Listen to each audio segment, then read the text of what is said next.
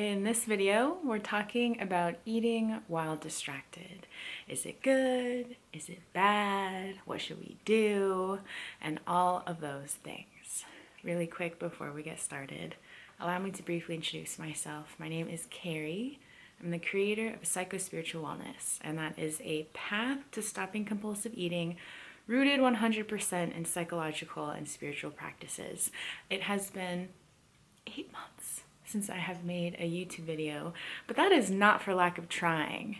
In that time, I have been working so hard to create a brand new online course called Food Normal, and it contains 40, that's right, 40 videos and 10 accompanying workbooks, and it contains everything that I have learned in the last 5 years of giving up dieting and stopping compulsive eating without using food or exercise as a tool. I hope you'll check it out, and now let's dig into this video content.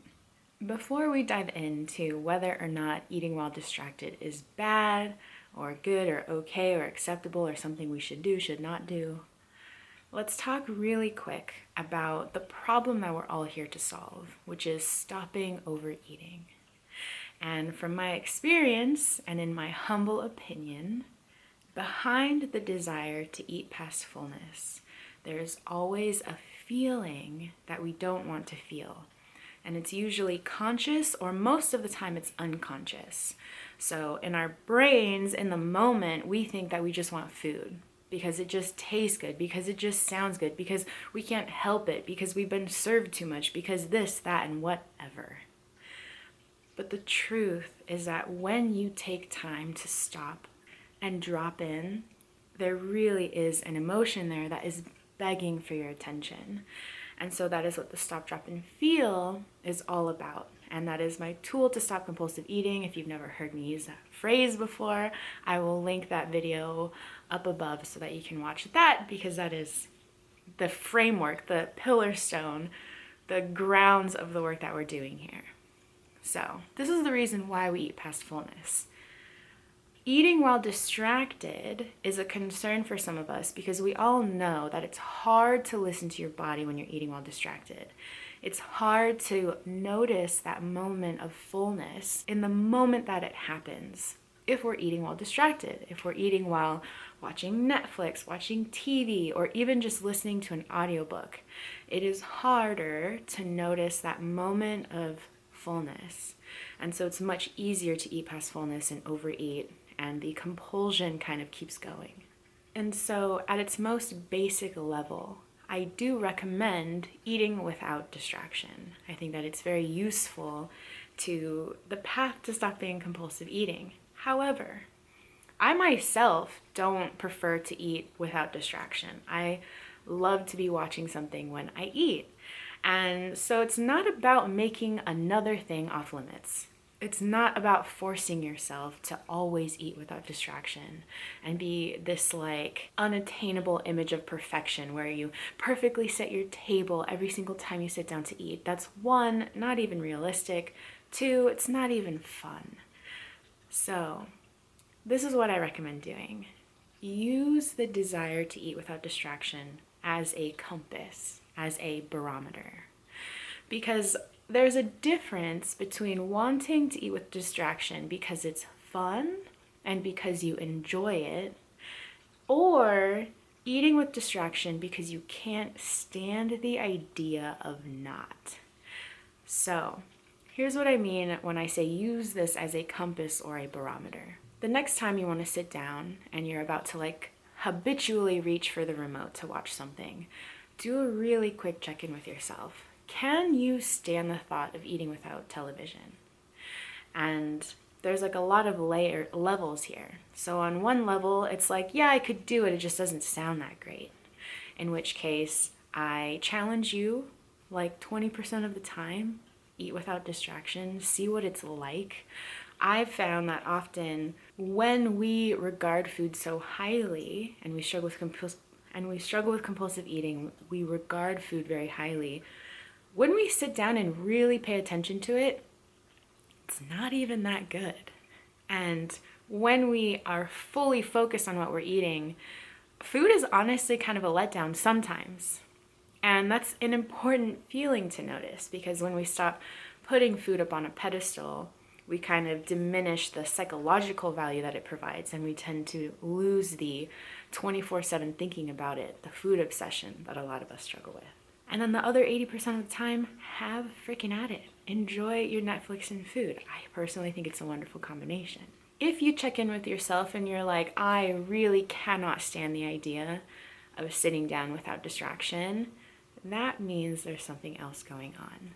That means that there is a feeling there that you are resisting, that you don't want to feel, that maybe you're not even aware of yet. And my recommendation is to do the stop, drop, and feel. So before you turn on the Netflix, just take 2 minutes to go and do the stop, drop, and feel. And I guarantee you, you will arrive at an uncomfortable emotion. Because a really common pattern with compulsive eating is this idea of like steamrolling. We steamroll through our day and we're just like constantly avoiding emotion, pushing our emotion out at arm's length. And that's one reason why compulsive eating is so compulsive, because often when we finally sit down to eat, that is the moment where we slow down, and so our feelings have a chance to catch up with us. And so one way that we stop these feelings from catching up with us is by eating with distraction, by continuing to keep those emotions at arm's length. But this is not helpful for us, because we are not opening our eyes to our emotions. And when we don't open our eyes to our emotions, we continue to resist them, and they get stronger, and they continue to trigger compulsive eating. And so this ties back to my favorite phrase, emotional tolerance. When we get good at feeling bad, that is what stops compulsive eating long term. And the stop, drop, and feel is your practice grounds. It's your training grounds. When we carve out 2 minutes to intentionally sit down and feel uncomfortable, and allow ourselves to feel uncomfortable instead of feeling like something's going wrong, instead of trying to push it away, we honestly strengthen that skill. Feeling your feelings is a skill. We're not used to thinking of it as a skill, but it is. And it is a skill that you can refine with practice. So as you continue to put in the reps with the stop, drop, and feel, you will get better and better at being able to sit with yourself. At being able to sit with yourself and eat without distraction, without it sounding like the craziest idea in the world, without it sounding like the most awful idea in the world. I also want to throw in a little nugget, a little side note, that sometimes the desire to eat with distraction is an attempt to gain joy. So if we have really hectic lives and mealtime is the one chance that we get to have with ourselves, to ourselves, that mealtime can become our one chance to get joy. And that is what hedonic eating is all about. And I have a whole other video on that, and I will link it above. So there are kind of like layers in which you can approach eating with distraction. If it just sounds really fun, it could be hedonic eating, or it could be just like, honestly, like kind of self-care. Like, this is just what I want to do for myself. I love eating with Netflix, and this is fine. If you really can't stand the idea of eating without distraction, that is a sign that something else is going on. And that is prime time to do the stop, drop, and feel.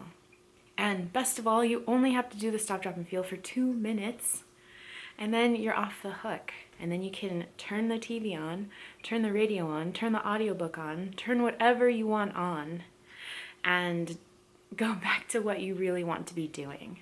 Because the point is that you carved out 2 minutes to intentionally feel uncomfortable, which still sounds like such a strange concept, doesn't it? Why would we want to sit down and intentionally feel uncomfortable?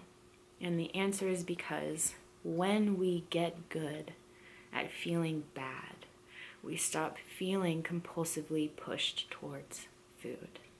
In conclusion, the desire to eat with distraction is neither good or bad. It is simply an indicator. It is letting you know, is there something else going on? Because if you can stand the idea of eating without distraction, but you just prefer not to, maybe that's just like your preference. It could be hedonic eating, it could just be your preference. If you really can't stand the idea of eating without distraction, there's something else going on. And that is prime time to do the stop, drop, and feel. So let me know how it goes in the comment section below. And I really hope you get to check out Food Normal. It's dropping really soon. If you're not on my email list, you gotta get on it. I send my absolute best stuff via email every Tuesday without fail because I'm a much better writer than I am a YouTube video maker. So I will try and link some fancy videos here for you to watch if you want to keep watching, and I will see you in the next one.